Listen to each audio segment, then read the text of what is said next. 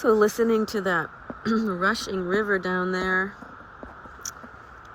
it should sound romantic and stuff, but to me, well, if you listen to this week's Radio Lab, it's all about the air. And it used to be thought that disease was caused by miasma in the air. Eat here, eat here, eat here. Okay. Eat here.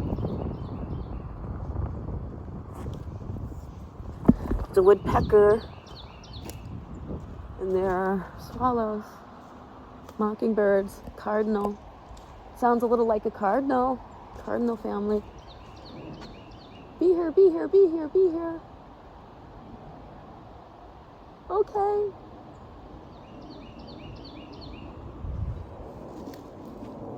Be here. Something like that. Birds' language is very specific and tied to where they live, just like humans. Anyway, there are things in the air and things in the water, and very microscopic. They travel much up in the air. Things are alive, virus, fungus. They move around, they propel themselves, they jump. Radio Lab, listen to it. I knew the stuff already, but now, it's in a popular format, and I don't have to really talk about it too much. I could just link to it. But every time there are air bubbles released from polluted waterway filled with lead or chemicals, such as in all over upstate New York, which Pete Seeger sang about, he had that boat up on the Hudson River, and it was polluted, and, Kodak polluted in Rochester, right? Polaroid Kodak. This lovely, lovely place. So when things are so damp, it gets into the water and into the food chain and into the birds and the deer, and everyone blames the birds and the deer for being sick. When everything's growing, especially things that are growing in a damp environment that doesn't get a lot of sun, these growing things are toxified by stuff in the air, Do you know what I'm talking about? Stuff in the air.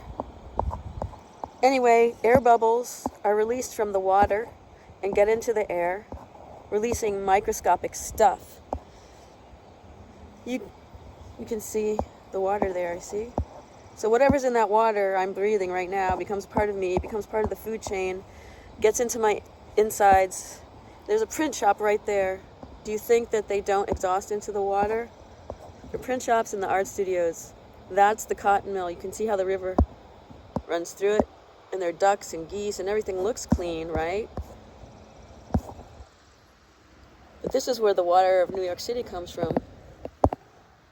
And we have, equipment and cement mixers, toxic materials. Come on, people. People look at me like I'm crazy for suggesting something like this could be polluted, but